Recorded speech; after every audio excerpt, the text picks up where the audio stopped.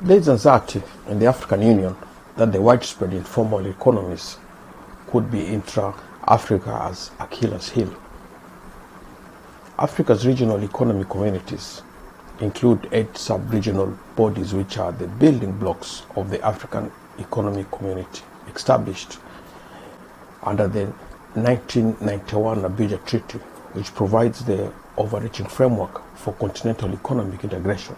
These are the Arab Maghreb Union, external link in the north, the Economic Community of West African States, external link in the west, the East African Community, external link in the east, the Intergovernmental Authority on Development, external link also in the east, the Southern Africa Development Community, external link in the south, the Common Market for Eastern and Southern Africa, COMESA, external link in the southeast, the Economic Community of Central African States, external link in the center, and the Community of Saharan States, external link in the north.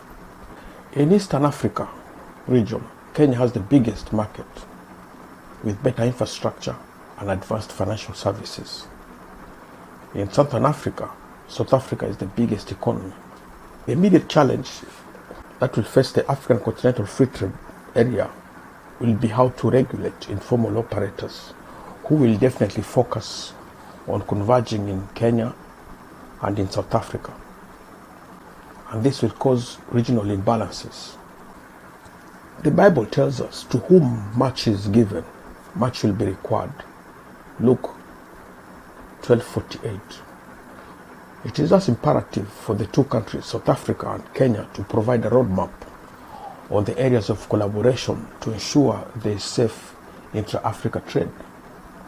Nairobi and Pretoria have to collaborate to support countries with poor ICT infrastructure to keep their data in Africa and work together towards the growth of digital economy that will benefit people of the continent and support the ease of doing business within the intra-Africa region.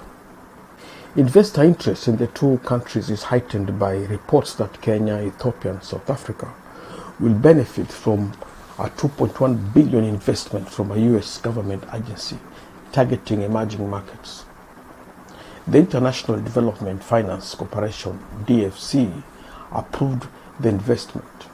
DFC partners with private sector to finance solutions to the most critical challenges facing the developing world. DFC has or will provide $800 million to build telecommunication and data centers to enhance internet connectivity in Africa. And DFC investment is meant to strengthen small businesses, support female entrepreneurs, expand telecommunications, and increase in energizing markets. DFC will provide $500 million loan to Safaricom and Vodafone-led global partnership for Ethiopia for design, development, and operations of a new private mobile network. Provide the license. The bulk of the DFC loan of the $1.6 billion is likely to be spent in Eastern Africa to improve on Trans-Africa highway network routes, including the Great North Road that passes in Kenya. This road, together with the Mombasa Road, are part of the Great North Road, which connects the landlocked countries of Burundi, Eastern DRC Congo, Rwanda, Uganda, and South Sudan to the Kenyan coast at Mombasa on the Indian Ocean. The US is working on turning the Belt and Road Initiative in East Africa to its advantage. It's co-opting the infrastructure funded and built by the Chinese as a launching strategy to protect US strengths. US understand that it cannot compete with China or the Belt and Road Initiative in infrastructure building. It is capitalizing on its strength, which is technology platforms. In August 16, 2018, Kenya and South Africa entered into a memorandum of understanding to collaborate on the development of innovations and expansion of ICT infrastructure. The International Development Finance Corporation funding will help the two countries actualize the framework for ICT development and growth in the two countries. With funding now available, South Africa and Kenya are now in a position to fast-track development of digitization in both countries. Kenya is the focus of this video, which will discuss measures the country has introduced in readiness to intra-Africa trade. Kenya's adoption of technological solutions earlier on has borne fruit. It has enabled innovation and helped businesses survive the worst of COVID-19 crisis. Sometimes in 2010, Kenya announced the completion of the first phase of the National Data Center at the Concert Technopolis. The data center is now operational, and both government agencies and the private sector are migrating to the new facility. Kenya is fortunate as there are other data centers in the country, such as Liquid Telecom, Ikolo, Telecom Kenya, and others. This will establish Kenya as a regional digital hub. The United States is looking to move into ready built-up countries. Washington is looking to be a significant player in the intra-Africa trade, a $3 trillion market.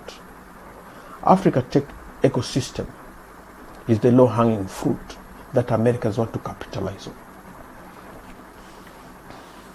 There is an $84 billion untapped intra-Africa market.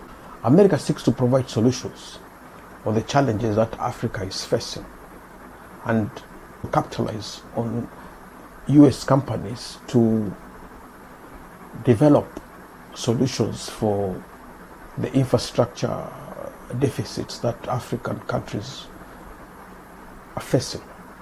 The movement of people and goods will be heightened with the start of the Africa Continental Free Trade Area, and Nairobi, Kenya, and Addis Ababa, Ethiopia, have a head start as the two countries are aviation hubs. In Eastern African region, aviation sector is very robust. We understand that even Burundi now is looking to establish an airline to compete with Air Rwanda, Air Tanzania, Air Uganda, Air Ethiopia, and Kenya Airways. The region is overrepresented in the aviation industry, and the United States is looking to establish itself as a key partner in technology. I believe the United States' perspective is that Kenya can provide the country a foundation to spread out to some of the neighboring countries. In some other places in Africa, we have seen governments raid data centers and literally cut away the servers, and on the pretext of national security. These type of excesses are difficult and not very easy to occur in Kenya. The country has already established a data protection law and an office of a data commissioner. Kenya's economy is predictable. It has a brutal, robust social media platform, legal, political, and economic, financial, etc. sector that are very independent. The country gives confidence to international investors that looks set to provide powerful, high-quality online services to investors in the $3 trillion intra-Africa trade space. With renewed hope as we set to trade under the world's largest free trade area, I wish Africa and its people a joyous and a prosperous New Year.